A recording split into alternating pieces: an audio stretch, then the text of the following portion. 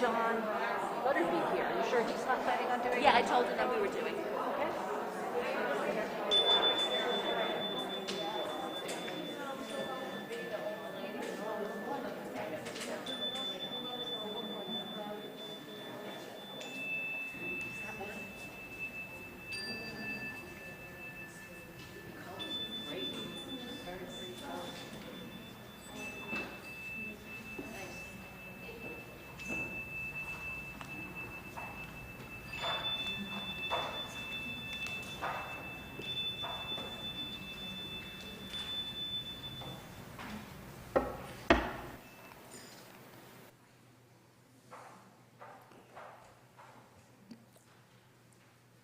Good morning, friends. Welcome to the Unitarian Universalist Fellowship at Stony Brook. My name is Dave Tarbell. I'm pleased to be serving as your worship associate with our service leader, John Williams, this morning. Our incoming interim minister, Reverend Madeline Campbell, will be joining us as of August 15th. Our director of religious education is Deb Little. Our musician today is Debbie Damian. Donna Demian, boy, I am getting confused. This is the beginning of our series of summer series, which will run through July and August. As become our summer tradition, these will be led by lay members of our congregation based on a theme chosen by the worship associates. And this year, the theme we have chosen is a book which has had some significance for the speaker. This morning, John will be talking about a book entitled On Kindness, written by Adam Phillips and Barbara Taylor. A special welcome to any of you who are here for this for the first time. I hope you find among us inspiration for living and nourishment for your spirit. We are delighted to have you here with us, and since our services do vary each week, we hope you'll return often to really get to know us as a community of faith. Unitarian Universalism is a liberal religion, meaning we have no creed you must accept to belong here. We share a commitment to the tradition of freedom of belief and an orientation towards inclusion, interdependence, and justice. You can find additional information about the principles we strive to live by on our webpage at UUFSB.org and at the denominational webpage, UUA.org. We are a congregation of seekers who have come from a variety of faith traditions and welcome those of all ages, abilities, and identities who are searching for a spiritual home. We hope you will remain with us after the service for coffee and conversation. For those who are with us online, if you leave this link after the service and return to our website, you will find a link there to a small group chat. Whether here or online, you will find plenty of folks who can answer any questions you may have. There is also a link, if you're online, to a form we hope you will complete so as we can send you our weekly newsletter. The link to today's order of service for those attending online is also on our website and is posted in the chat now. The sound of the morning bell will signal the start of our worship together.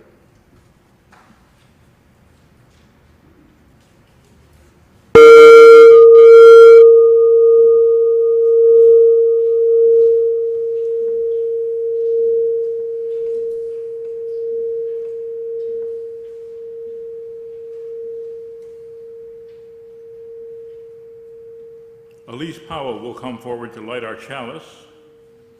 Those of you online may want to light a candle or chalice of your own as we light this one and listen to the words adapted by Judith Quarles.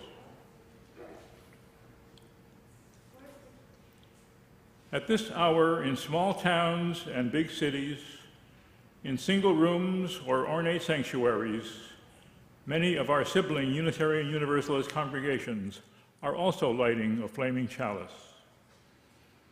As we light our chalice today, let us remember that we are part of a great community of faith.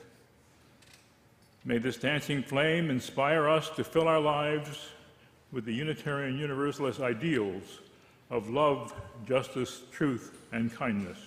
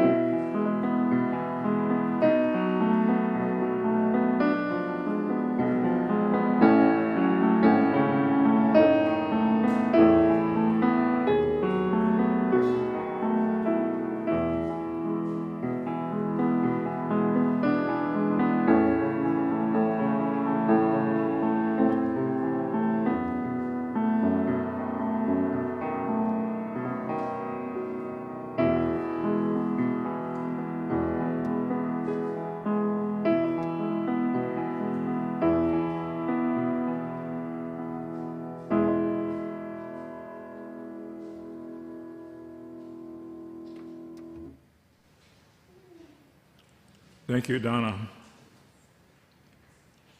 I'm pleased to be introducing our service leader, John Williams, this morning. For some of you, John needs no introduction. He's been a member of this fellowship for 27 years. He met his wife, Ginger, right here. And although he has been in our pulpit before, it's been a while, so for some of our newer members, I'll say a few words of introduction. John is originally from Iowa, but his family moved to Madison, Wisconsin, when he was but a lad, about 4 years of age. He says he remembers exactly when his family arrived in Madison because it was the exact same day that Hitler invaded Poland in 1939. He attended the University of Wisconsin and graduated with a degree in history. He spent some years at Berkeley and a few months in New Zealand on a Fulbright scholarship, and then earned his doctorate from the University of Wisconsin. He was looking around for new possibilities when he saw an ad from what was then the new Stony Brook University. He became a member of their history faculty in 1968, and he's had a long and distinguished teaching career there. Since his retirement in 2004, he has taught some in the OLLI program there. He met his wife Ginger right here in this fellowship, and they have been married for 24 years. John? Mask. My focus today is on kindness, which is actually the title of the book I am sharing with you this morning, On Kindness. It isn't easy to define something as significant as kindness, so there are very many different definitions. Here's one. Kindness is the sincere and voluntary use of one's own time, talent, and resources to better the lives of others, one's own life, and the world through generous acts of love, compassion, generosity, and service. Here's another. Kindness is a reminder of why we're here and how we can each use our lives to help others. And one more. Kindness is love in action. Early in the first chapter of the book, the authors state, in 1741, Scottish philosopher David Hume, confronted by a school of philosophy that held mankind to be irredeemably selfish, lost patience. Any person foolish enough to deny the existence of human kindness had simply lost touch with emotional reality, Hume insisted. He has forgotten the movements of his heart. How do people come to forget about kindness and the deep pleasure it gives them? On Kindness seeks to answer this question.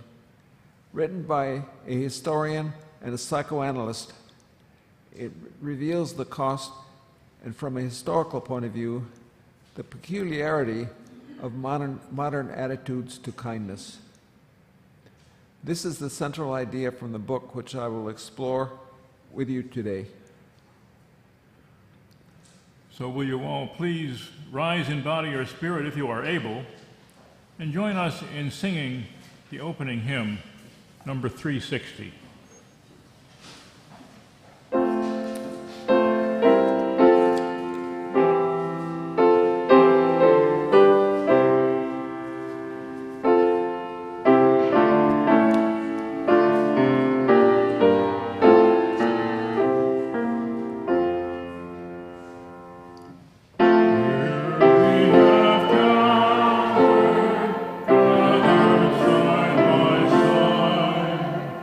side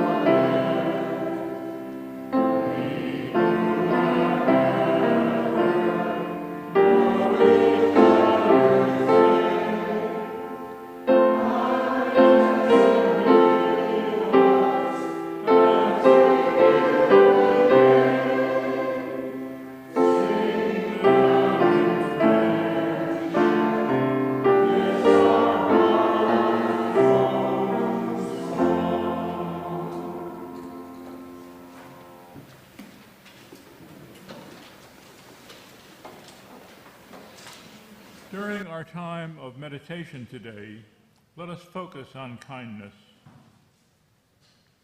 Meditation is considered one of the best mind-body practices for attaining wholesome health and happiness. Loving kindness, or metta-meditation, a practice tied to self-love, empathy, understanding, and kindness, is an ultimate form of generous and selfless love towards ourselves and others.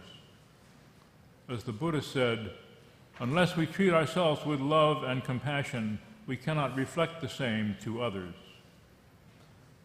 During loving kindness meditation, all we need to do is commit to some dedicated moment of appreciation, gratitude, and encouragement, first to ourselves, then to others, and make sure you listen to yourself and internalize the meaning of the words. So I invite you to try it with me. I will say some blessings which you then repeat to yourself for yourself, and then notice how it makes you feel. After these, there will be 2 minutes of silence so that you can reflect on this experience and what it might be like to have these blessings realized. Then Donna will bring us out of our silence with hymn number 1031 from the Teal hymnal, Filled with Loving Kindness. Since this is a hymn that we are not familiar with, Donna will play it through once so we can get the melody, and then please remain seated as you join in, and we repeat that hymn 3 times with the change in words as indicated. Choose a comfortable position where you can sit with your back straight and eyes closed. Repeat these words to yourself in silence and complete awareness. May I be happy. May I be safe. May I be strong. May I have the power to accept and forgive. May I live and die in peace. May I love and appreciate others boundlessly. May you be safe. May you live long. May you achieve what you want and deserve in life. May you have the power to accept your anger and sadness. May you be happy and healthy always. May you always be surrounded with people who love you and care for you. May I and everyone else be peaceful. May I and everyone else be happy. May I and everyone else be safe.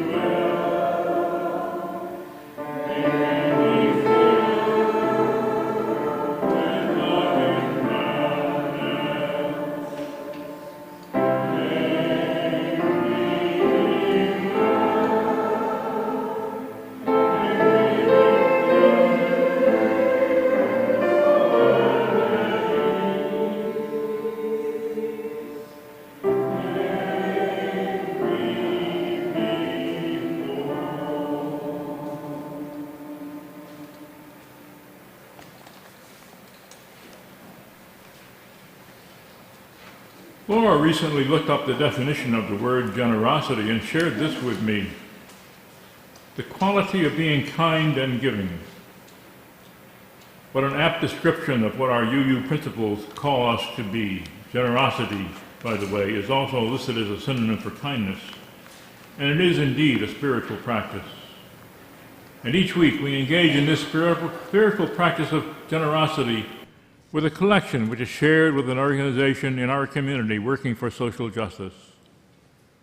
As we have done for the past several summers, this summer we are focusing on hunger and food insecurity here on Long Island. And our Share the Place recipient is Island Harvest, Long Island's largest hunger relief organization. Their volunteers and staff deliver millions of pounds of food to a network of 570 food pantries, soup kitchens, and other organizations offering feeding services to those in need. They also sponsor a great summer food service for kids in the 70 communities located across Long Island, such as schools, libraries, and recreation centers. The program offers free lunch during a time of year when school lunch programs are not available. As families continue to struggle in the not quite over pandemic, your contribution to this organization can make a real difference. Island Harvest provides high-quality food advocacy, resources, and services to our neighbors in need. Let us support them generously in their work.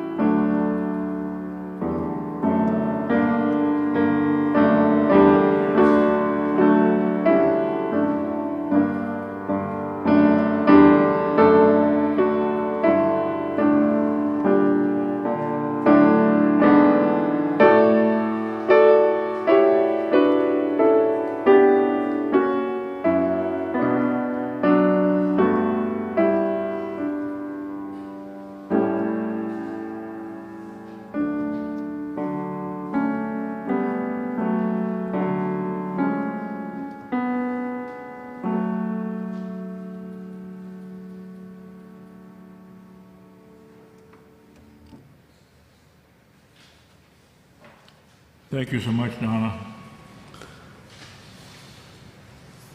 When I first thought about doing this service with John, I immediately thought about the way he and I had worked together in the past. For a long stretch of time, we used to meet at a local diner and share material we were working on with each other and offer suggestions and edits to each other. Remember, John?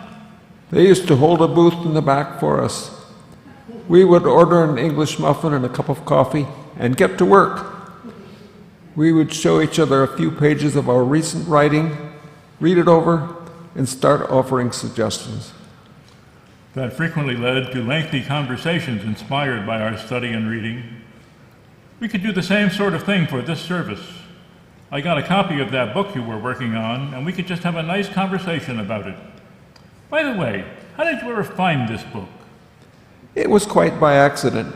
My wife Ginger and I were visiting her grandchildren and their parents. You can tell which one was important. We were staying a few blocks away, and our landlady was a psychiatrist. On a table there, I saw a copy of this book on kindness. It caught my interest, and when I got home, I ordered a copy for myself. When I was trying to decide what to, I said, I have so many books, which one? And then I walked over to the shelf, and it was right there in front of me. I found the structure of this book a bit odd. The authors seem to be in favor of the idea that kindness is a basic human value that shows up in many ways, yet they spend the largest part of the book arguing that our modern culture seems to say that kindness is out of place. Yes, these authors point out that at the very beginning of their book that kindness is a basic human instinct. They show with some examples that being kind to others can be the source of the greatest pleasure for ourselves. We actually enjoy being nice to each other. Yet they also show how frequently in our modern culture we seem to be suspicious of that kind of behavior. It is as if we expect other people to be antagonistic instead of kind. These authors have set out in this book to explain how this attitude has come about. So they start by saying that people find kindness to be a source of pleasure, but that in our world today we have become suspicious of kindness, as if it were something dangerous. Yet at base, we all find kindness to be something positive. We feel good when we are being kind to others. And at the same time, we hesitate to act that way. Our authors say they are going to try to explain this contradiction in our attitude. How can they hope to explain that? They say it has roots deep in our history. Where did it all start?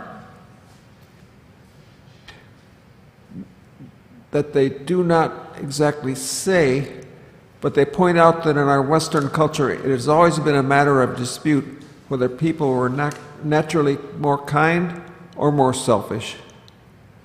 Some of the philosophers, such as Aristotle and Marcus Aurelius, argued that people were naturally kind and needed to stick together. Marcus Aurelius was a Stoic, and they believed in kindness, whereas some of the Epicureans thought people were more likely to be selfish, just out for themselves. They were a group of individuals who all went their own way. In medieval times, the church taught kindness with examples like the story of the Good Samaritan and texts like, "Love thy neighbor as thyself." But the strength of the church teaching eventually began to fade. It became hierarchical, and people did not want to follow orders from a bunch of bishops and a pope. And so they went their own way, and the church chased them. In that era, the church actually had a military force, an army, and they went after heretics and people who were not doing it right. Say some more about how this all happened. After that, the Protestant Reformation came, and it was cutting away that the church could not handle. And there were a series of wars around that time. In 1651, Thomas Hobbes published a book, Leviathan, which strongly criticized the idea of kindness, calling the idea absurd that that kindness could be followed. He wrote that men were selfish beasts who cared for nothing but their own well-being. He said they believed war upon war. He did not mean military in this case. They just meant that men do not get along well together. In the following years, there was an ongoing debate lasting for 2 centuries, followers of Hobbes and the defenders of the idea of kindness. For example, a century later, David Hume said that we had to be with others. Being social was their nature of people. Adam Smith, a friend of Hume, wrote about the natural fellow feeling and supported our social nature. Another Scottish philosopher, Francis Hutcheson, is quoted as saying, "To be kind is the greatest measure of human happiness." On the other side, Thomas Malthus, active in the 1790s, did not approve of the poor laws giving food to people who didn't have enough. He wrote that if people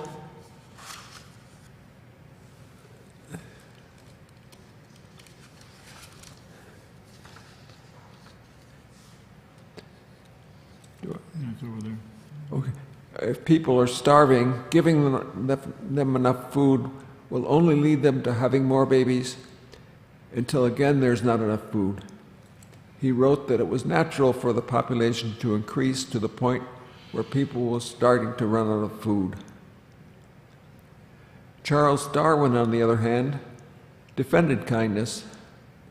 You might expect him to say that people being tougher would give them an evolutionary advantage, but he argued that cooperating and working together was itself a evolutionary advantage. The authors say that on the book, the arguments against kindness have prevailed in our culture, even when important people gave it so much support. So what did they have to say about our culture?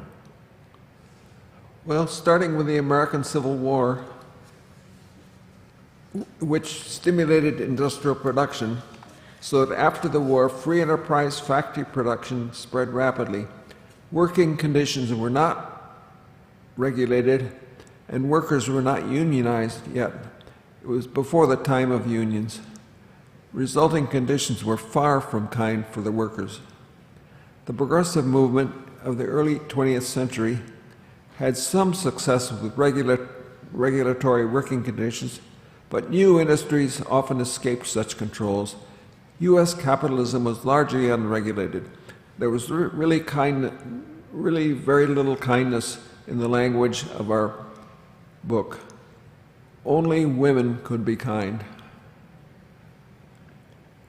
Conditions got worse with the Depression, but Franklin Roosevelt's New Deal programs met some of the problems of working conditions, unemployment, and even the environment, but not racial justice. The president could not integrate schools or any other measure of racial justice. The result of any such measure would be that Democrats would lose the solid South. Jim Crow would last a bit longer. But again, the women were in favor of kindness. Eleanor Roosevelt, for example, did all she could for racial justice. When the Daughters of the American Revolution refused any space for Marian Anderson to sing, she said she could sing in front of the Lincoln Memorial and saved her concert. And she was a wonderful black soprano.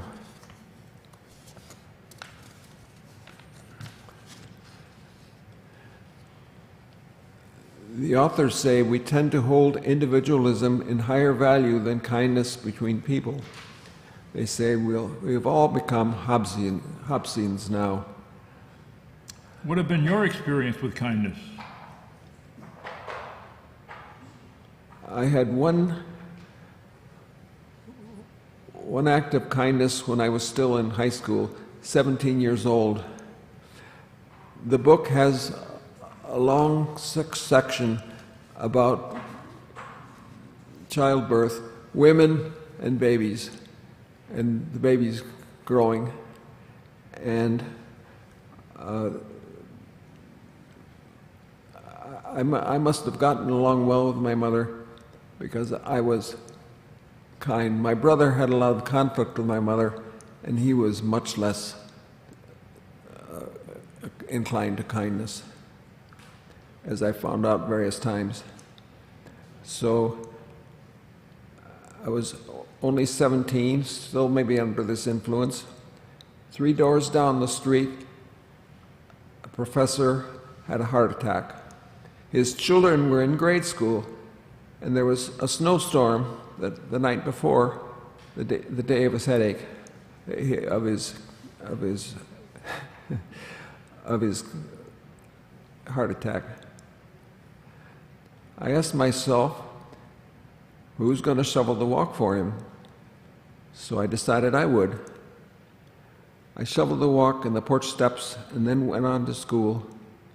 His wife thanked my mother, but she didn't know anything about it. 6 months later, the professor's wife called to tell the story to their good friend, the director of the library on campus.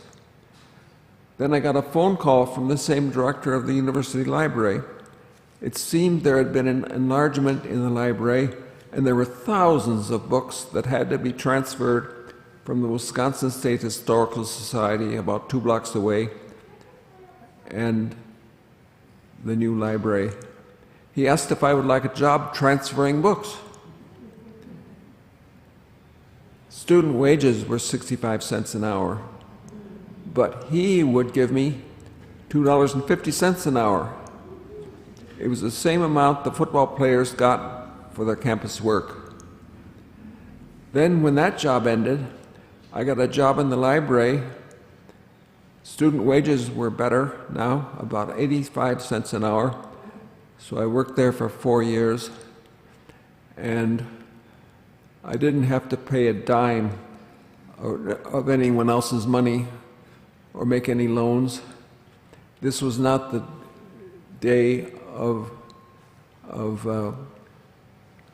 student debt.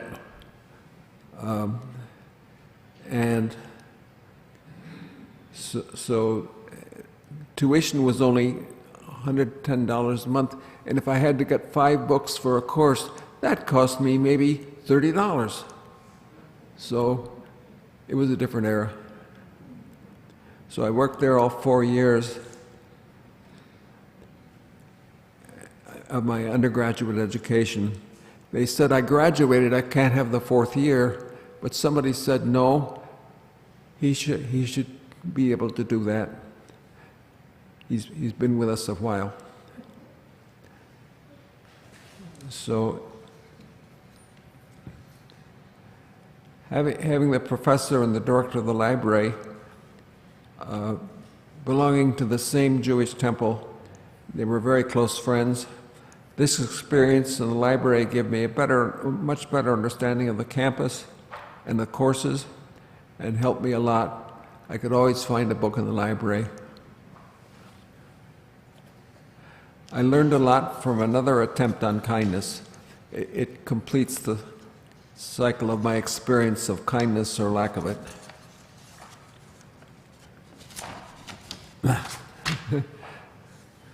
The students in this seminar were in different fields of study, but the topics were all related. And one of the students, for one of the students, I found a general journal that he would not come across during his research. He would just do the specialist journals. So at the seminar meeting, I gave an article to him he was unlikely to find. The response was not what I expected. He roared, "Aren't we enemies?" So I couldn't really understand why we were enemies. I was surprised at his reaction. All I wanted to do was give him an article, "Students should help each other." But he was not a friend of kindness. Enemies of kindness, according to the book, can be aggressive and competitive. That's why I made him upset. The book does say that acts of kindness can be dangerous unless you know your audience. So how do you see things now? What would you offer as your closing word as inspired by this book and our reflections on it? Well, the book was published in 2009, and we're a few years after that. And the struggles between kindness and its opponents, in the terms of the book, are political and partisan. A tax-free religious organization is not supposed to be to engage in partisan activities. We do get mail from the UUA urging us to vote, but they don't mention which party or candidates to support. Some Republicans have prepared a balanced budget amendment for the Constitution, which may mean cuts in Medicare and Social Security. In our book's terms, these government programs represent kindness. I think we can avoid breaking the rules about engaging in partisan politics by turning our covenant of right relationship. We can express ourselves honestly and respond to others with compassion, curiosity, and respect, to maintain healthy policies in groups and in our congregation, which strengthens our community by widening the circle. We will be better able to work as individuals and support kindness in ways the book proposes. If we have a disagreement, we don't try to convert each other, we try to understand each other. And if we come to an agreement, we will have a better solution to with two people to any problem than with one. Thank you very much, John. You've given us a lot to chew on. Now, please everyone rise and join us in singing our closing hymn, "For All That Is Our Life," number 128.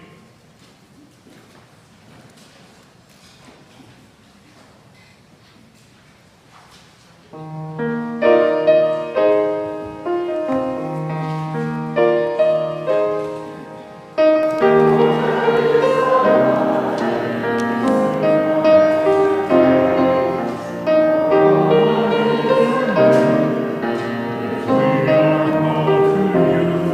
to build a common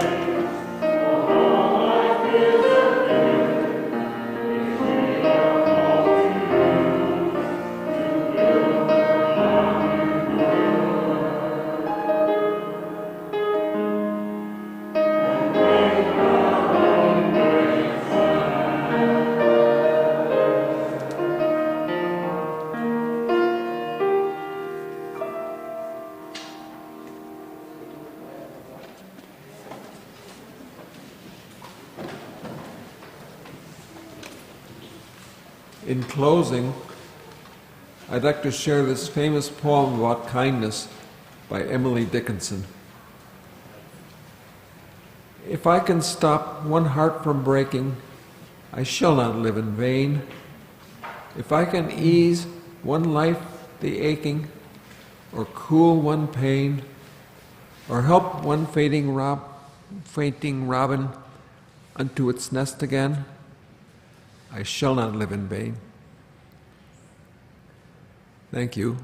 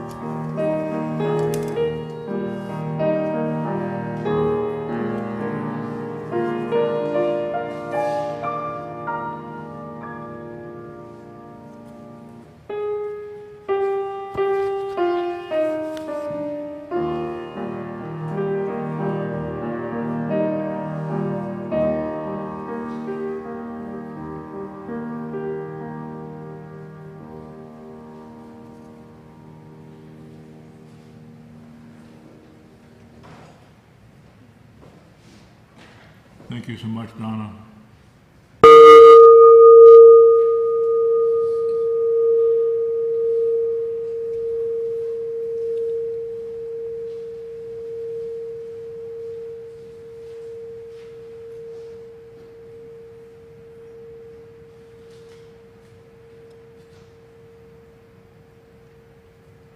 In the words of the Dalai Lama, be kind whenever possible. It is always possible. Have a happy 4th of July, everyone.